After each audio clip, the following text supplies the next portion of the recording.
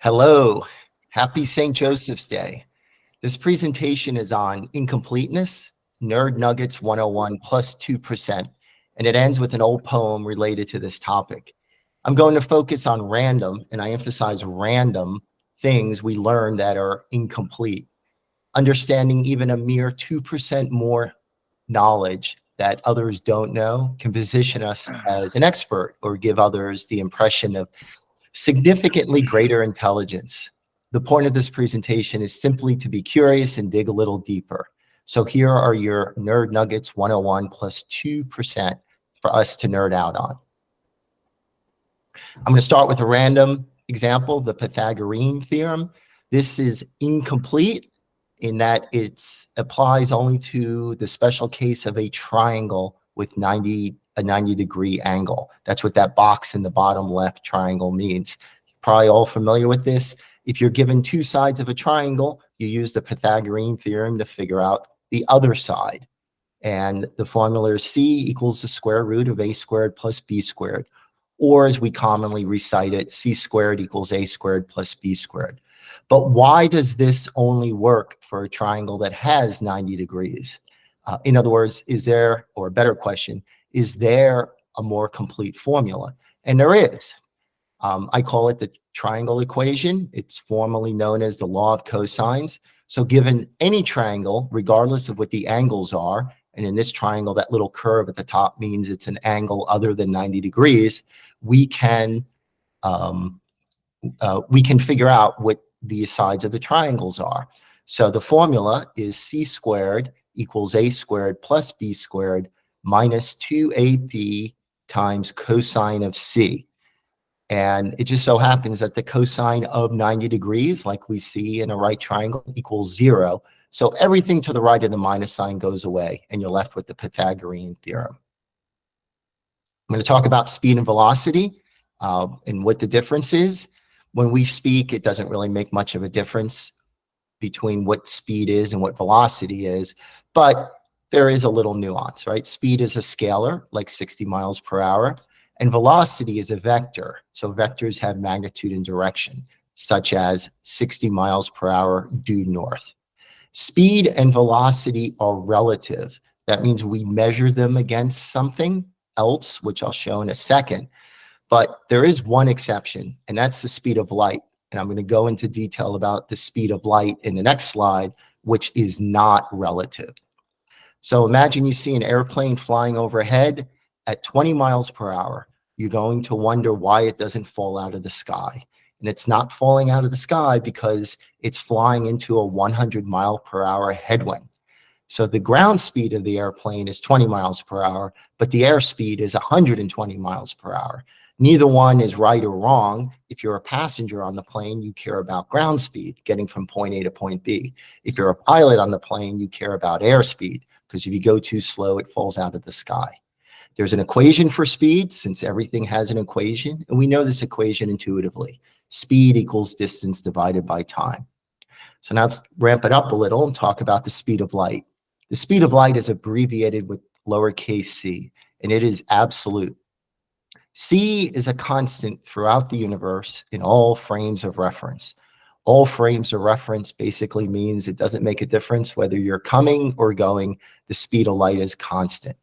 Because the speed of light is constant, it has some very weird impact on other things like time and distance. Time and distance become relative. As you speed up and get closer to the speed of light, time slows down, and that's not an illusion. Distances contract. The universe physically contracts as you measure it, as you see it, as you observe it in the direction of motion.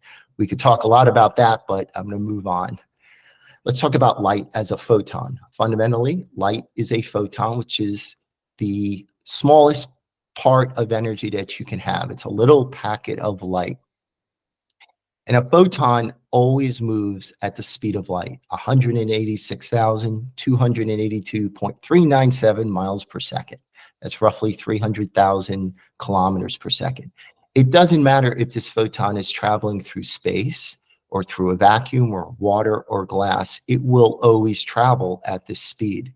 However, if you shine a light through glass or a laser through a lens, it will take longer to exit the other side because the photon interacts with the atoms that are in that medium. So that's why we say light slows down when it travels through water or travels through glass. But in the end, the photon is always moving at the speed of light. So let's take a look at Einstein's special theory of relativity, which deals a lot with the speed of light. We have two cars approaching each other at 75 miles per hour. That bar over the zero simply means those zeros repeat forever. So we're talking about two cars at exactly 75 miles per hour. If you're in car A, how fast do you see car B coming at you? Right? We can use Newtonian physics, which you just add the two velocities together and you get 150 miles per hour. But that's accurate enough for us, but technically it's a little slower than that. And I'll show you where it makes a big difference. We have two rocket ships that are traveling at each other at 3/4 the speed of light. If you're in rocket ship A, how fast do you see rocket ship B coming at you? We use the Newtonian formula here. It comes from Isaac Newton's time, and we end up with 1.5 times the speed of light. It's not possible to travel faster than the speed of light, and it's not possible to observe something traveling faster than the speed of light. So what's the correct formula? It turns out the correct formula is the Lorentz velocity addition equation. You take the two speeds there in the numerator, you add them together, and then you divide them by 1 plus the two speeds multiplied by each other divided by the speed of light squared. So if we go back to the two cars traveling at 75 miles an hour, we plug in 75 miles an hour, and we end up with a closing speed of 149.99998124167 miles per hour. That's 11 nines to the right of the decimal place. There's no way that we on Earth can tell the difference between 149 followed by 11 nines and an 8 and 150 miles an hour. So just adding the speeds is close enough. But when we look at the two rocket ships closing in on each other at 3/4 the speed of light, it turns out if you're in rocket ship A, you will see rocket ship B closing in on you at 96% the speed of light. Not quite the speed of light, and it's more than 1/3 less than we were expecting at 1.5 times the speed of light. But that's how it works. So E equals mc squared is Einstein's most famous formula from the special theory of relativity, and it's known as the mass-energy equivalence. And E in this formula means energy. We measure it in joules. M is mass. We measure in kilograms. And C is the speed of light. But notice we're squaring the speed of light. So the speed of light's a big number. When we square it, it comes out to 89.8 quadrillion meters squared per second squared. That is a very big number. When you multiply this huge number, even by a small number, you still get a big number. So a tiny amount of mass has a huge amount of energy, as you may have seen in that movie Oppenheimer. So let's use a practical example. The bomb that was dropped on Hiroshima converted 700 grams, that's 1.5 pounds of uranium, into pure energy, which was 63 trillion joules of energy. That's such a big number, we measure it in terms of kilotons or megatons of TNT. TNT is a common explosive used in the military. Well, now what's interesting is that 1.5 pounds doesn't have to be uranium. It could also be bricks or it could be feathers. It all has the same amount of energy. We just use uranium in the atomic bomb because it's a very large and unstable atom and it breaks down much easier. So E equals mc squared, though, is another example of an incomplete formula, and I'll show you why. Let's use this formula to determine the amount of energy in a photon. So what we need to do is we have to figure out what is the mass of a photon, which is pure energy. In other words, what does a photon weigh? And it turns out it weighs zero, not close to zero, but exactly zero. A photon has zero rest mass. So if we plug zero into this formula, we end up with zero for the energy. So that's how we know that formula is incomplete. So then how can a photon have energy? Well, there's a more complete formula, and it's known as the energy momentum relation. So it's the square root of PC squared plus MC squared squared. So that mc squared to the right of the plus goes to 0 because the mass is 0, but we see something familiar there, and we're left with pc squared. So what does P equal? P is momentum. We're actually measuring the momentum of the photon. And the way we measure that is h divided by lambda.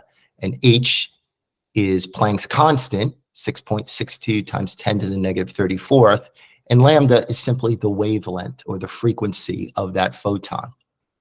And momentum is typically measured in kilogram times meters per second. So let's wrap this up with this final slide. What is the energy and momentum of a red-colored photon? And I picked red because it's a common light that's emitted from a helium neon laser, which is the most common gas laser around, 632.8 nanometers. We substitute it in, and we figure out the momentum is 1.046 times 10 to the negative 27 kilogram meters per second. And that gives us finally the energy of a single photon of 3.141 times 10 to the negative 19th joules. When I was doing this math, I was using ChatGPT, right, dividing Planck's constant by meters. The units can be very difficult to manage, and I'm happy to say that ChatGPT did a very good job with that. So, as I said, I'm going to conclude with this poem. There once was a lady named Bright who could travel faster than light. She set out one day in a relative way and returned the previous night. This kind of makes fun of the fact that as you approach the speed of light, time slows down. If you could go faster than the speed of light, then time would go backwards. So with that, just either let Walt or me know if you'd like to hear more along these lines of this topic, and I can give a part 2 of this presentation that takes us from velocity and Einstein's special theory of relativity to acceleration and the general theory of relativity, which deals with gravity. Thanks.